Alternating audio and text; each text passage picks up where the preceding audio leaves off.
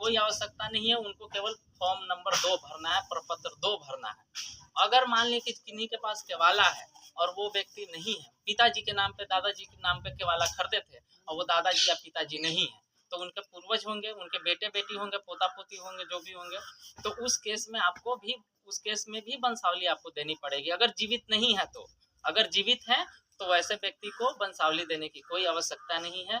आप लोग वंशावली पंचायत सचिव से भी बनवा सकते हैं, सरपंच जो होते हैं वहाँ से भी बनती है। आप लोग कोर्ट से चाहे तो कोर्ट से भी बना सकते हैं, जो आपको सुविधा लगे वहाँ से आप वंशावली बना सकते हैं। और वंशावली के साथ एक और फॉर्म संलग्न है हमारे पास, वो है वंशावली के आधार पर प्रत्येक उत्तराधिकारी का दखल निम्न प्रकार से है। वंशावली के आधार पर जो जो जैसे जैसे दखल बनाए हैं वो उसमें भर के देंगे। आप हमें मान लिए कि दादाजी का नाम पे ज़मीन है, ठीक है, दादाजी अब है नहीं, दादाजी के 2 लड़के हैं, दोनों अगर लड़के में बंटवारा हो चुकी है उनके पे, तो आप लोग हमें बंटवारा का शेड्यूल देंगे। आप हमें दोनों बंटवारा का शेड्यूल देंगे तो हम दोनों के नाम पे फिर सर्वे करेंगे। अगर आप लोग बंटवारा करके हमें नहीं देते हैं तो उस केस में हम क्या करेंगे कि संयुक्त खाता खोलेंगे, सबका नाम एक साथ डाल करके संयुक्त खाता खोल देंगे। आपको बंटवारा के लिए आप कोर्ट से भी कर सकते हैं, अंचल से भी कर सकते हैं, नहीं तो आप 100 रुपया के स्टाम्प पे शेड्यूल बनवा करके आप लोग, जैसे आपसी सहमति से होता है ना कि लोग बांट लिए, मौखिक बंटवारा खानगी बंटवारा है और आपसी सहमति से जोत रहे, तो उसका तो कोई वैल्यू नहीं है ना दादा, उसका कोई वैल्यू नहीं है मौखिक बंटवारा का। जब तक आप कागजी रूप से नहीं देंगे तो उसका वैल्यू नहीं होगा।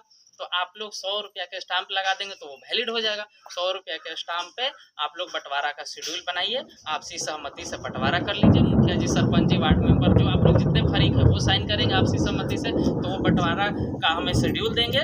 तो जैसे शेड्यूल देंगे तो हम सबके नाम पे अलग अलग खाता खोलेंगे, नहीं तो सही जो बंटवारा का शेड्यूल है माफ करिएगा, मेरी गला बजी हुई है, 93 गाँव किए हैं, तो ग्राम सभा करते करते मेरा थोड़ा गला बैठा हुआ है, ठीक है, इसलिए मैंने अपना सब चीज़ इनको कहा है कि आप बोलिए, जहाँ समस्या आएगी हम कर देंगे।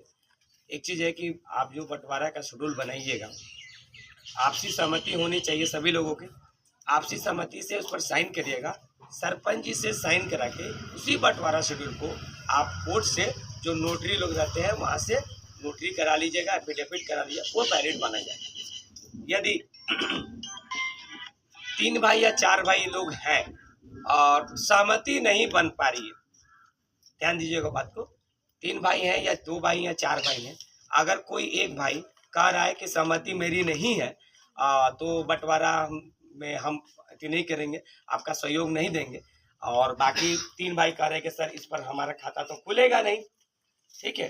तो होता यह है कि बहुत सारे ऐसा हमने अभी ग्राम किए हैं, 93 को ग्राम किए हैं, उसमें हमने हर गाँव में यही चीज़ देखा है कि एक भाई क्या किया है कि अपनी ज़मीन बेच दिया है, लगभग ज़मीन बेच दिया है, बाकी 3 भाई की ज़मीन है। तो उन लोगों को दिमाग में ये बात जानकारी है कि अभी सर्वे हो रहा है, तो सर्वे में कानूनगो द्वारा जो भी खाता खोला जाएगा वो संयुक्त में खोला जाए। अगर हम उसमें सहमति नहीं जताते हैं तो खाता संयुक्त खोला जाएगा, बट ऐसा नहीं है। इस चीज़ को आप लोग ध्यान में रखिए। अगर आप सहमति से उस पर साइन नहीं करते हैं, ठीक है, तो अगले जो फरीक है वो बंटवारा का शेड्यूल बना करके आपके हिस्से की जो भी जमीन बिक्री हो चुकी है उसका वो दर्शाएंगे, ठीक है, उसको हम सत्यापित करेंगे, उसके बाद ही उसको विचार करके हम उस पर खाता खोलेंगे। अगर इसमें कोई डाउट है किन्हीं को तो वो कोई भी क्वेश्चन कर सकते हैं हमसे।